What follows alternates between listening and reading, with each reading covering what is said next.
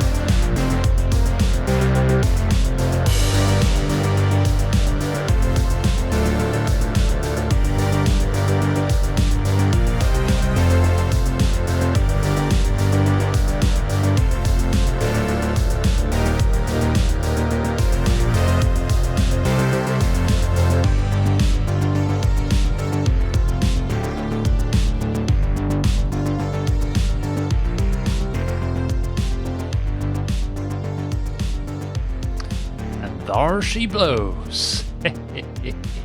But she doesn't blow, does she? What an absolutely gorgeous machine.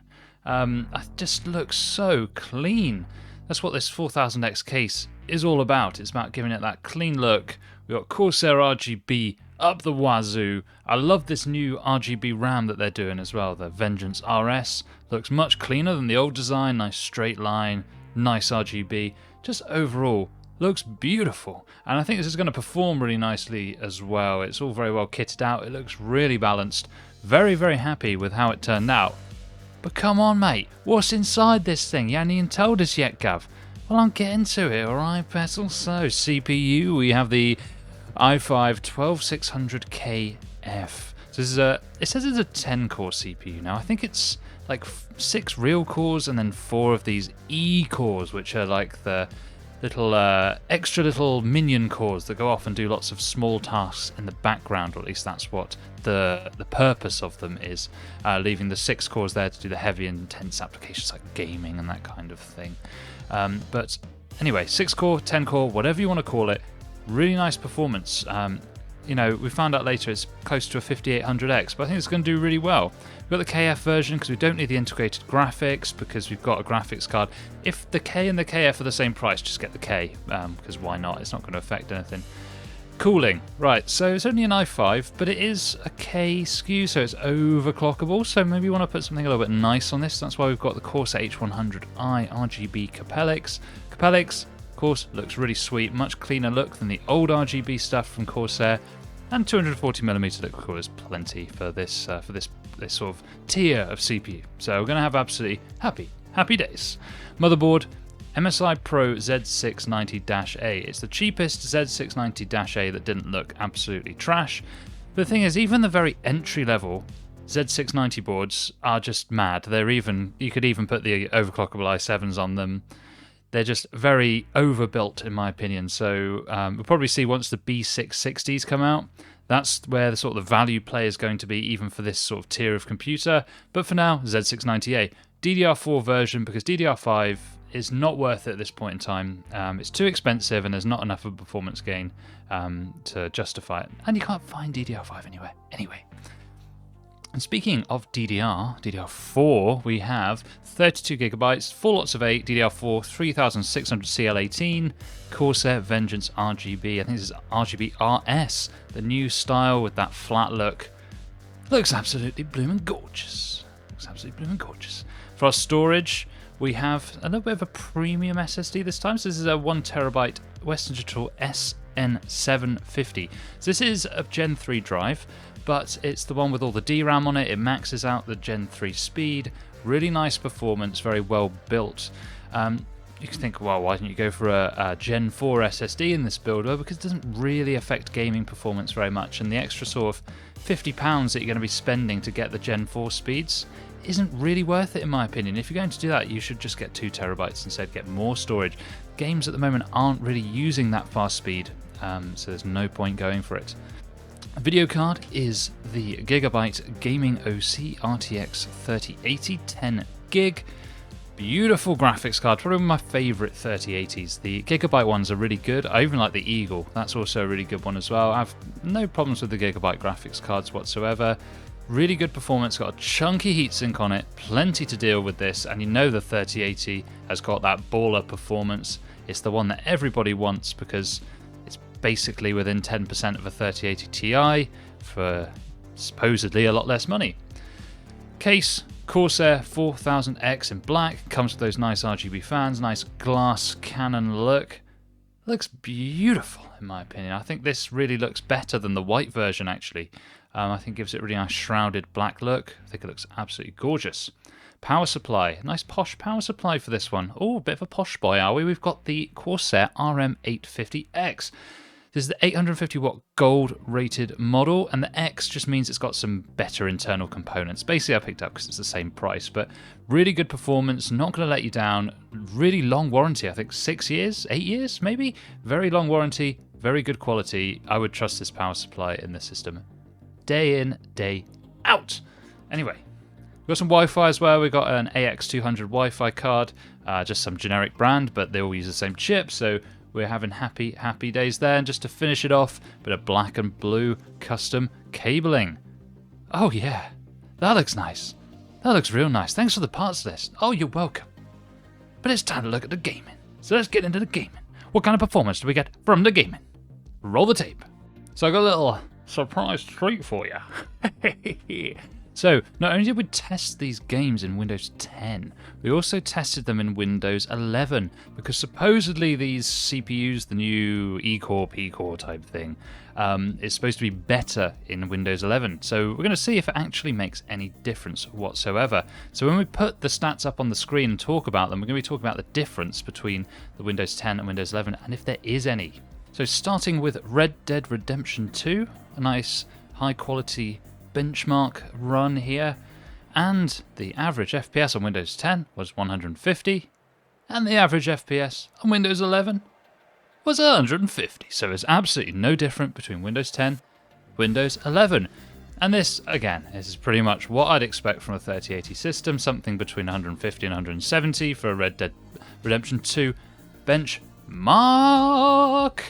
Right, okay, so on with our next game. Our next game is Fortnite. Right, so we've got some Fortnite up on the screen here. In Windows 10, 358 frames per second. So, you know, you're running one of these nice 360 hertz monitors maybe, you're playing a bit of Fortnite. This is a pretty nice little partnership. But again, Fortnite, like when you get into these kind of FPS, it's all CPU bound anyway. So don't worry about it. Just don't worry about it. But how did it do compared to Windows 11? So in Windows 11, we got, you know, something, it's pretty much exactly the same. Yeah, but 357, I think it was in Windows 11. But the key metric here is I won both games I played. First game on both, actually, I'll have you know.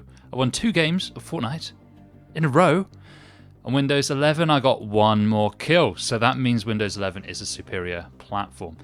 Anyway, jokes aside, let's move it on to the Apex Legends. So, Apex Legends. Interesting stuff. No, it's not. On both of them, you're kissing that 300 FPS hard cap because Apex Legends maxes out at 300 frames per second, right? So even on a more modest system, you're going to be getting that close to that sort of limit anyway. On Windows 11, I did get a little bit more FPS, so I was getting more like the high 290s. On Windows 10, I'm getting around 270, so you're getting a little bit more on Windows 11. So maybe there is a little bit of something there to say that Windows 11 is better, but it's not that much of a big deal. But you might as well do it, because I've got Windows 11 on my system now. I was expecting it to be horrible. It was fine. It's the same as Windows 10. It's just reskinned, isn't it?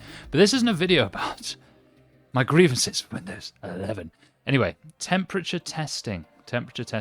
How do we do here? So on the channel we use Prime 95 CPU, and we run that alongside OCCT3D for the GPU. So CPU temperatures, max temperature was 91 degrees Celsius with the max spike temperature.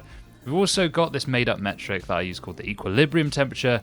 And this is the highest temperature, ignoring the spikes that you get with Prime 95. Sometimes you get these little spikes last like maybe half a second. If we ignore those and take the highest temperature, that's 71 degrees, which is pretty nice.